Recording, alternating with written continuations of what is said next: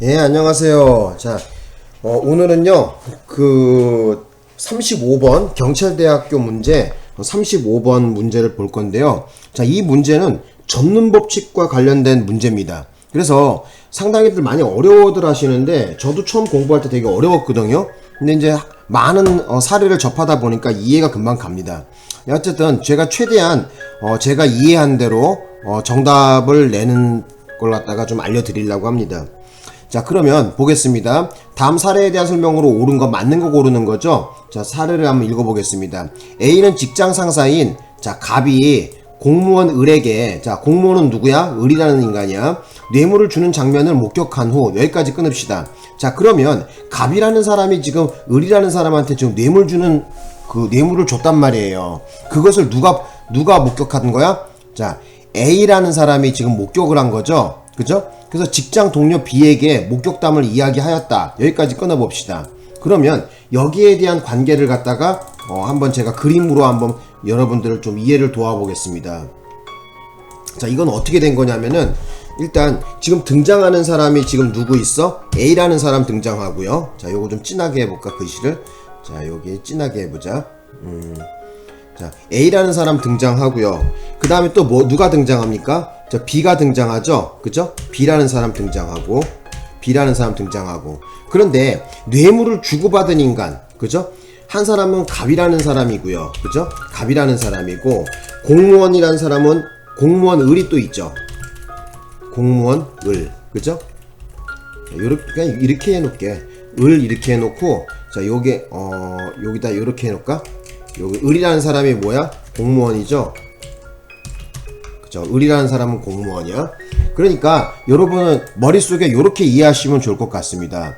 자, 갑이라는 사람이 을이라는 공무원에게 지금 뭐야? 뇌물을 주는 거야. 뇌물을 주는 것을 누가 목격을 했어? A라는 사람이 지금 목격을 한 거예요. 그래서 이러한 것을 목격한 걸 갖다가 누구한테? B에게 지금 말을 한 거예요. 목격담을 얘기한 거예요. 되셨나요? 여기까지 이해 가시죠? 그죠? 다시 한번 설명드릴까요? 자, A라는 사람이 가만히 있는데, 그죠? 갑이라는 인간이 을이라는 공무원에게 뇌물을 줬단 말이에요. 뇌물을 준 거예요. 그것을 누가 목격을 했어요? 자, A라는 사람이 목격을 했습니다. 그래서 이러한 범죄의 행태를 갖다가 누가 목격한 거야? A가 목격을 했고, 그것을 그 A라는 사람이 친구인 B에게, 직장 동료인 B에게 얘기를 한 거예요. 말로 한 거예요. 되셨나요? 자, 그러면 일단 기본적인 이해관계가 여러분 머릿속에 그림이 잡히죠? 그죠? 자, 그랬는데, 자, 계속해서 읽어보겠습니다. 자, 다시 돌아가 볼게. 목격담을 이야기하였다. B는 A에게 전해 들은 내용을 컴퓨터로 작성한 후, 자, C에게 또 새로운 사람이 등장하죠. C라는 사람이 C에게 이메일로 보냈다. 이메일에는 A가 내 사무실로 찾아와서 나에게 내가 갑이 을에게 1억 원을 준 장면을 목격했다라고 말했다는 내용이 작성되어 있다. 그러니까 이메일 내용 안에 뭐가 들어있다는 거야? 이메일 내용 안에, 자, 갑이라는 사람이 공무원 을에게 뇌물 준다는 것을 갖다가 목격했다는 그 내용을 갖다가, 그죠? 목격한 사실을 갖다가 친구한테 들은 거를, 그죠? 들은 걸 갖다가 지금 얘기하는 거잖아요. 그죠? 그래서 갑과 을은 뇌물죄로 공소제기되었다. 자, B가 작성한 이메일이 문서로 출력되어 증거로 제출되었다. 이렇게 나와 있어요. 자, 그러면 요걸 갖다가 여러분들이 이해를 쉽게 제가 다시 그림으로 좀 설명을 좀 드려볼게요. 자, 그러면 다시 가보자고. 자, 그러니까 지금 한 사람이 또 등장하죠? 그죠? 그 사람이 누구야? C라는 사람이야. 그죠? 자, 그러면 요렇게 다시 한번 설명해 보겠습니다. 지금 이 박스의 내용이 어떤 거냐면은 갑이라는 사람이 을이라는 공무원에게 뇌물을 줬답니다. 그죠? 지금 요 인간들 둘이서 지금 범죄 저지른 거죠? 그죠? 이 범죄 저지른 걸 갖다가 누가 목격을 했어? A라는 사람이 목격을 했어요. 그래서 그 목격한 걸 갖다가 자, 어떻게 한 거야? A가 B에게 말로 전했습니다. 말로. 그죠? 말로 전했는데 그 말로 전해 들은 걸 갖다가 B라는 사람이 친구 C에게 어떻게 하냐면은 이메일로 전송한 거예요. 이메일로. 되셨나요? 이메일로 C에게 전송한 거야. 자, 그 내용이 바로 지금 그 박스에 나와 있는 주된 내용입니다. 자, 이해 가시나요? 그죠? 이제 대충 이해가 가겠죠? 그죠? 그런 내용입니다. 그래서 자, 여기 한번 봅시다. 정답부터 한번 가보겠습니다. 정답부터 가면은 답은 5번이거든요. 5번 답 체크하시고요. 이메일은 형사소송법 313조 1항의 요건 및 제 316조 제2항의 전문 진술의 증거 능력 인정 요건을 충족하면 증거로 할 수 있다 이렇게 나왔는데 맞습니다. 여러분들은 아셔야 되는 게 뭐냐면은 지금 이 사건에서 지금 두 가지 요건, 형사소송법 두 가지 요건을 충족해야지 돼요. 하나 갖고는 안 됩니다. 그래서 키포인트는 뭐냐면은 거기다 이렇게 적어놔. 자, 두 개의 그 조항을 두 개의 요건을 충족해야 된다는 거예요. 하나 갖고는 안 돼. 그 하나는 뭐다? 313조 1항의 요건을 충족해야 되고 또 하나는 316조 제2항의 2항을 갖다가 또 충족해야 되거든요. 그래서 두 개를 다 충족했을 때 증거로 쓸 수가 있습니다. 둘 중에 하나만 갖고는 증거로 사용할 수가 없습니다. 되셨나요? 그래서 5번이 정답이 되는데 그러면 어떻게 틀렸는지 한번 하나하나 봅시다. 나머지가 정답이 될 수 없는 이유를 설명드리겠습니다. 자, 그렇다면은 지금 보시면은 동그라미 1번에 보자고요. 이메일은 전문 증거에 해당하지 않으므로 벌써 여기서 틀렸죠? 지금 목격한 사실을 갖다가 그죠? A라는 사람이 목격하는 걸 갖다가 B에게 지금 말로 전해줬단 말이에요. 그죠? 그러면 전해들은 사실이잖아요. 그래서 전문 증거죠. 그죠? 전해 들은 말이니까. 그래서 전문 증거에 해당하지 않음으로가 아니라 전문 증거에 해당하죠. 그죠? 그래서 틀렸다는 거예요. 1번은 틀렸습니다. 자, 동그라미 2번 해보겠습니다. B가 작성한 이메일은 A의 진술을 기재한 진술 기재서에 해당하므로 여기까지도 맞아요. 형사소송법 313조 1항의 요건을 충족하면 증거로 할 수 있다 했는데 이거는 완벽하게 맞다고는 할 수 없어요. 반쪼가리만 맞아요. 증거로 하기 위해서는 또 하나의 요건이 필요합니다. 바로 뭐가 필요해요? 자, 피고인 아닌 자가 그죠? 피고인 아닌 자의 말을 갖다가 지금 이메일에다가 담았단 말이에요. 그렇기 때문에 형사소송법 316조 제2항 316조 제2항의 요건도 충족을 해야 됩니다. 그래서 여기 동그라미 2번이 틀린 이유는 313조 제1항의 요건만 충족하면은 증거로 할 수 있다 해서 요 말이 틀린 거야. 플러스 뭐가 들어야 된다는 거야? 플러스 자, 여기다가 적어볼까 내가? 이렇게 적어볼까? 잠깐만요. 요렇게 해야 되겠다. 요렇게 해야 되겠다. 플러스 뭐가 있어야 된다? 316조 제2항의 요건도 충족을 해야 됩니다. 그래서 요 말이 빠졌어. 요 말이. 그래서 316조 제2항도 같이 플러스 해갖고 요건을 충족해야지만은 바로 증거로 사용할 수가 있는 것이죠. 그래서 동그라미 2번은 반쪼가리만 맞은 거야. 그래서 요거 313조 1항의 요건 하나 갖고는 증거로 사용할 수가 없습니다. 되셨나요? 그래서 2번도 틀렸습니다. 자, 그 다음에 이제 동그라미 3번으로 한번 가보자고. 자, 동그라미 3번에 가면은 동그라미 3번으로 가보자고. 자, A와 B가 공판기일에 성립의 진정을 부인하는 경우에는 자, 중요한 것은 뭐예요? 성립의 진정을 부인한다는 것은 나 그런 말 한 적 없어란 얘기죠. 그죠? 공판기일에 성립의 진정을 부인하는 경우에는 과학적 분석 결과에 기초한 디지털 포렌식 자료 등 객관적인 방법으로 성립의 진정함이 증명되면 증거로 할 수 있다 이렇게 나왔는데 디지털 포렌식 방법, 객관적인 방법으로 성립 증정 갖고는 안 되고 플러스 하나가 더 필요해. 그것이 뭐냐면요. 우리 거기 어떻게 규정하고 있냐면은 제가 알려드릴게요. 형사소송법 313조 거기 보시면은 제2항에 보면은 뭐라고 나와 있냐면은 부인하는 경우에는 디지털 포렌식 자료 객관적 방법으로 성립의 진정함을 증거로 할 수 있다 이렇게 놓고 단서를 달아놨단 말이야. 다만 피고인 아닌 자가 작성한 진술서는 피고인 또는 변호인이 공판 준비 또는 공판 기일에 그 기재 내용을 관하여 작성자를 신문할 수 있을 것을 요한다 해갖고 요 말을 거기다 첨가해야 돼요. 뭐라고 첨가해야 되냐? 작성자를 신문할 수 있어야 됩니다. 누가? 피고인 또는 그 변호인이. 되셨나요? 예, 다시 한번 자, 뭐 어쩐다고요? 작성자를 신문할 수 있어야 된다는 거, 그 내용이 들어가야 됩니다. 그래서 단지 디지털 포렌식 등 객관적인 방법으로 성립을 진정하는 거로 끝나는 것이 아니라 플러스 바로 뭐 어쩐다는 거야? 피고인 또는 변호인이 공판 준비 또는 공판 기일에 그 내용에 관해서 작성자를 신문할 수 있을 것을 요한다 해갖고 제 2016년도에 바로 개정된 법조항의 내용입니다. 그래서 요것도 알아두십시오. 그래서 만약에 그 성립의 진정을 부정하는 경우, 나 그런 말 한 적 없어 라고 얘기한다면은 디지털 포렌식으로 해갖고 객관적인 방법으로 성립의 진정을 하고 플러스 또 뭐 어쩐다는 거야? 피고인 또는 변호인이 바로 그 작성자를 신문할 수가 있어야 됩니다. 법정에서. 되셨나요? 예. 그것까지 갖추어졌을 때 증거로 할 수가 있겠죠. 그래서 3번도 틀렸습니다. 자, 이제 동그라미 4번으로 한번 가보자고. 동그라미 4번으로 가보시면은, 자, 볼게요. 이메일의 내용은 A에게 전해들은 내용을 작성한 것이므로 전문 진술에 해당하고, 맞습니다. 형사소송법 제316조 제2항의 요건을 충족하면 증거를 할 수 있다 했는데, 여기도 흠결이 있죠? 그죠? 뭐 어떤 것을 또 플러스 시켜줘야 돼요? 제가 아까 말씀드렸잖아요. 그죠? 5번의 내용이 뭐 어떤 거야? 313조 1항과 또 뭐예요? 316조 제2항의 2항을 두 가지 요건을 두 가지 법조항을 갖다가 다 충족해야 된단 말이야. 그래서 요것도 반 쪼가리 정도밖에 안 돼. 그래서 여기다가 플러스 해갖고 거기다 요렇게 좀 적어 놓으셔. 어떻게 적어 놓을까?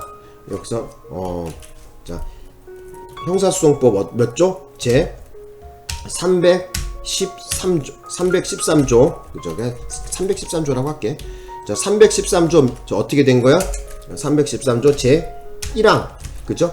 플러스 313조 제1항의 요건도 충족을 해야지만은 두 가지 법조항을 전부 충족해야지만 증거로 할 수가 있는 것이죠. 그래서 동그라미 4번도 완벽한 말이라고 볼 수 없기 때문에 틀렸습니다.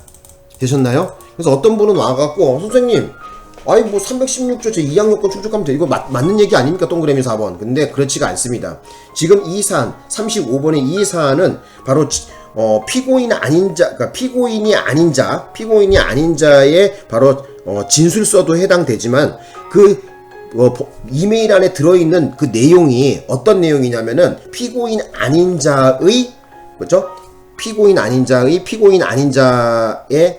바로 진술이 들어있거든요. 그렇기 때문에 그죠? 피고인 아닌 자의 타인의 진술이 들어있기 때문에 두 가지 요건을 충족하지 않으면은 이 경우에는 증거로 사용할 수가 없죠.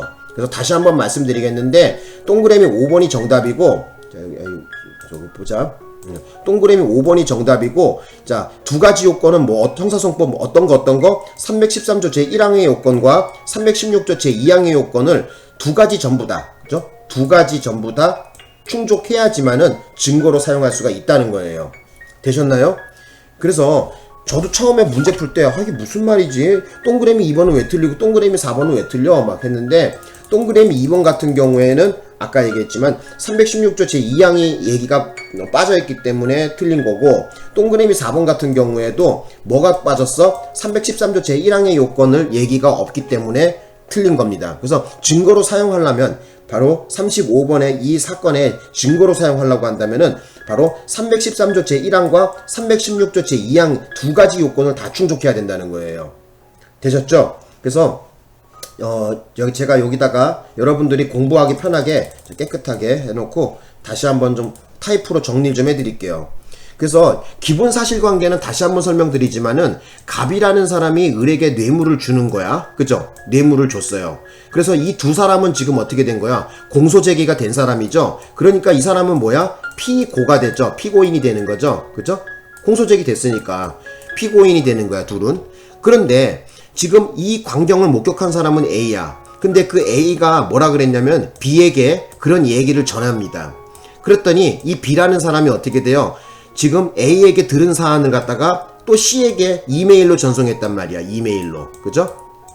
그렇기 때문에 이 경우에는 두 가지 요건이 필요한데 그 두 가지가 뭐냐면은 하나는 형사소송법 제313조 제1항의 요건과 또 하나는 형사소송법 제316조 제2항의 요건 두 가지의 요건을 다 충족해야 됩니다. 되셨나요? 그래야지만 이것을 증거로 사용할 수가 있죠. 되셨나요? 자, 그래서 자, 하나하나 틀린 걸 갖다가 제가 한번 여기다가 좀 적어 보겠습니다. 자, 요거 깨끗하게 할까요? 이거 깨끗하게 하고 자, 그래서 정답은 몇 번? 정답은 5번인데 그죠? 5번인데 자, 1번에 대한 거는 왜 틀렸냐면은 전문 증거에 해당하지 않으므로 그랬는데, 그래서 전문 증거에 해당하죠. 그죠? 그래서 전문 증거에 해당한다. 들은 내용이잖아. 그죠? 이메일에 있는 것은 들은 거 아니야. 그죠? A라는 사람이 B에게 말해준 거 아니에요. 전해준 거 아니에요. 말을 전해준 거 아니에요. 그죠? 그 다음에 동그라미 2번은 또 왜 틀렸다? 동그라미 2번 같은 경우에는 단순하게 형사소송법 제313조의 1항 요건만 충족하면 될 것이 아니라 플러스 뭐가 또 필요한 거야? 플러스 하나가 더 필요하죠? 그죠? 형소법이라고 해놓을게. 형소법 제316조 형소법 제316조 제2항의 요건도 플러스 같이 가미해 줘야 그죠? 된다는 거야. 되셨나요? 그 다음에 3번 같은 경우에는 지금 어떤 말이 추가가 돼야 되냐면은 성립의 진정을 부정하는 경우, 부인하는 경우에는 바로 디지털 포렌식 등 뭐 이런 객관적인 방법도 있어야 되지만은 플러스 하나 아셔야 되는 게 뭐냐면은 자, 거기다 요 말이 빠졌어. 작성자를 신문할 수 있어야 돼요. 자, 피고인 또는 변호인이 뭐 해야 돼요? 그 작성자를 신문할 수 있어야 돼요. 공판정에서 신문을 할 수 있어야 됩니다. 그래서 틀린 겁니다. 그 다음에 이제 4번 같은 경우에는 지금 얼뜻 보기에는 맞는 것 같지만은 그죠? 예, 맞는 것 같지만 두 가지 요건을 다 충족해야 된다 그랬었잖아. 그래서 한 가지 갖고는 안 돼. 그래서 요것도 역시 틀린 말인데, 자, 어떤 요건을 충족해야 돼요? 또 316조 제2항뿐만 아니라 자, 313조 제1항의 요건도 충족을 해야 된다는 거야. 그래서 요 말들이 또 빠졌어. 그랬기 때문에 또 4번도 틀린 거예요. 그래서 5번이 맞는데, 그죠? 5번이 맞는 얘기인데, 자, 그 맞는 거는 어떻게 된다? 이것을 증거로 쓰려면